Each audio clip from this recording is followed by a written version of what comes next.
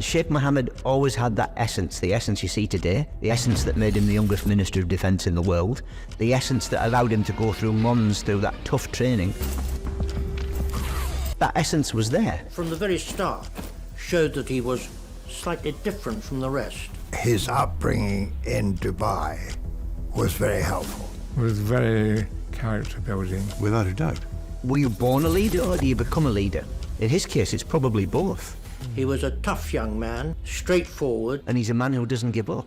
It's in his blood, that's all I would say. What he's done speaks for itself. It's spectacular. An exceptional young man.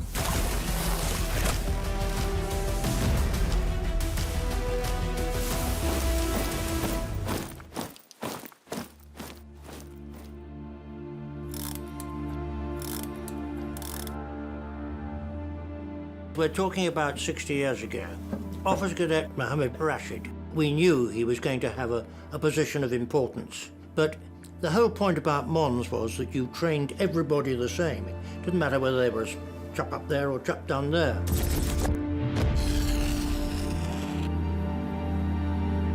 The British political agent came with a warning for Sheikh Rashid. He said, going to Mons is like going to prison. It's that tough. And Sheikh Rashid turned to the British political resident and laughed. And his response was, don't worry, Mohammed will endure.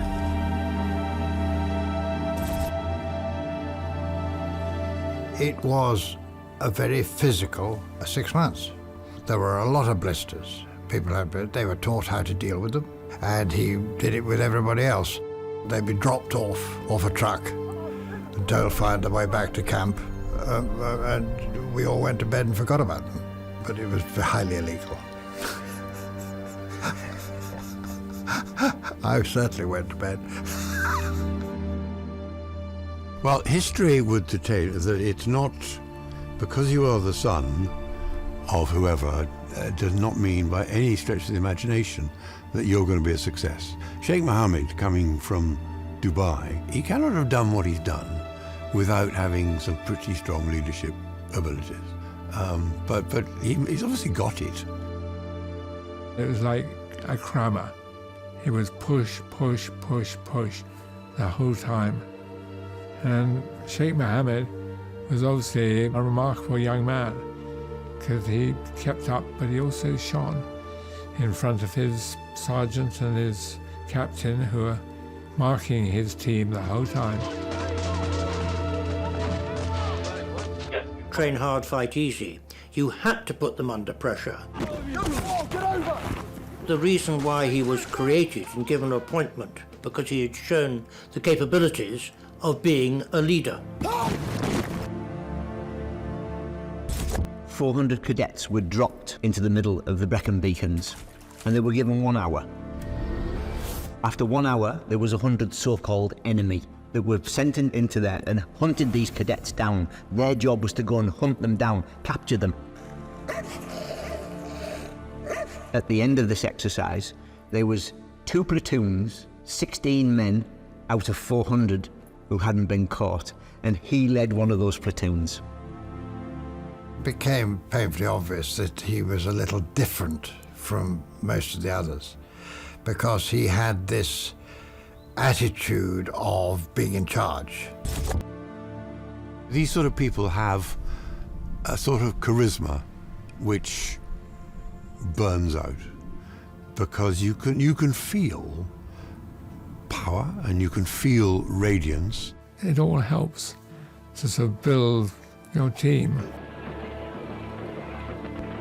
Mohammed was made the leader for one particular phase of battle. A British cadet questioned something he did, and I remember distinctly he went over to this chap and he picked this chap up by his collar and said, "You will do what I effing well tell you to do." And of course we saw this and it was rather amusing. He simply had to, because failure was not an option. And he certainly did well. Sheikh Mohammed said to Sergeant Major Benny, "I can hit that from 800 metres. And Sergeant Major Benny, who told me this himself, said, "Officer Cadet Rashid, that's absolute balderdash." Sheikh Mohammed picked up his rifle, boom, right in the middle. Had done one shot, zeroed his rifle, and put the next 5 in the same hole, virtually. I said to him, Mohammed, tell me, where did you learn to shoot like that? And he said, oh, my father was very strict with us. And I find that these things, you don't forget about.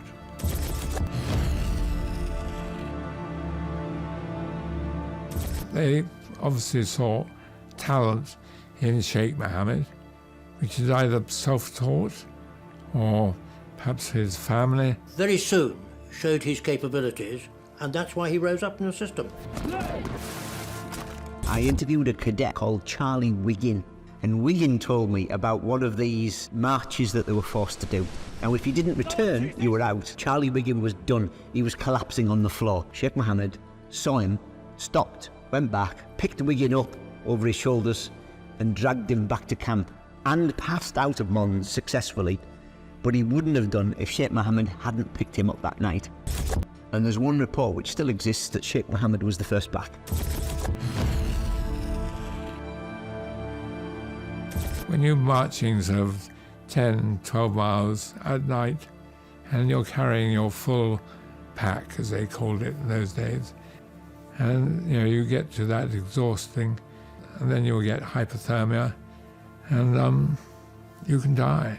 You've got to have that backbone, but also the care and attention that goes with it into how to bring people along with you. Towards the end, he was put in charge of the platoon. Mohammed was the best officer cadet, but an overseas cadet had never been an under-officer at Mons. And I had to take the decision that I was going to make the first overseas cadet an under-officer, a senior under-officer. But then it was difficult. But I stood my ground, although I was the boss, so I had every right to stand. I stood my ground, and all the others said, but they were worried that this was not usual. Mohammed arrived in my office, saluted and did all the right stuff, stamped in front of my desk and stood there, and I said, Mohammed, I'm making you senior under-officer. A big, broad smile spread across his face. It was an extraordinary achievement. I was amazed by what he's achieved. So well done him. These things have obviously stuck with him, you see. Sheikh Mohammed was standing out of sync with the rest of Kohima Company, of which he was the senior under-officer. And Benny goes out onto the parade and shouts, "Officer Cadet Rashid, take 2 steps right." So instead of him shuffling 2 steps right, he shouts, "Kohima Company, 2 steps left." And the whole company moves towards Sheikh Mohammed, and then they were in sync.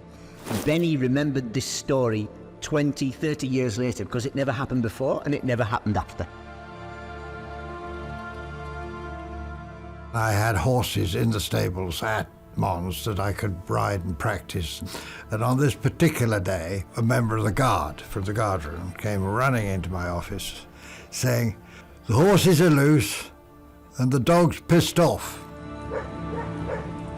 There was absolute chaos. The next thing I saw coming out of some trees, and it was Officer Cadet Mohammed. There he was, 2 horses, him in the middle, leading them very efficiently. Well, his success has been entirely to his own efforts. Nothing, well, training to be an officer does help a bit, but it's not the be-all and end-all. When these cadets came to Mons, they were the best of the best. They were the elite. They were going to be officers. But 30% failed. Yet he was this young man from Dubai who succeeded. He proved himself to be well worthy of getting the commission which he was going to get at the end. And the commandant of Mons said to Sheikh Rashid, "What next?" Sheikh Rashid turned to him and said, "Mohammed's coming home. He's going to keep us safe." Sheikh Mohammed has proved that his father was a great man, but Sheikh Mohammed is a great, great man. What he's done is a triumph. Sheikh Mohammed is not the same as everybody else. That's why he's Sheikh Mohammed.